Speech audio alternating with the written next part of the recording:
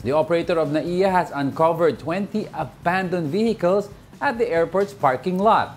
Some of them were there as far back as, 2014. The new NAIA Infra Corporation, or NNIC, called the owners to reclaim the cars before these are towed and impounded.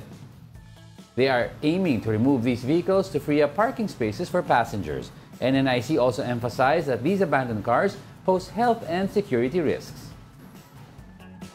Grabe, no? So ano 2014, hindi na inalis? Hindi na, abandoned na nga eh. Ba't iniwan doon kaya? Yun nga yung alamin natin, bakit, siguro nag-park dyan, tapos nakalimutan. Wow.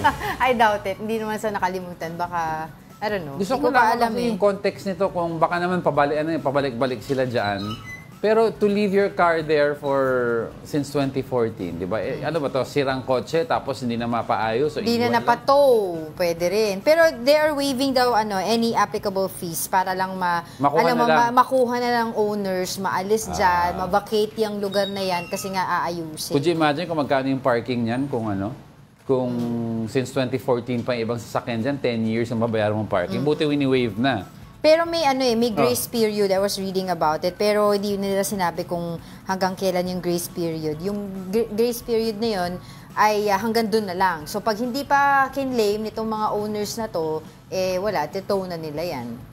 10 years. I-impound na nila yung mga sasakyan. Namangha ako dyan, nanay. Ako din.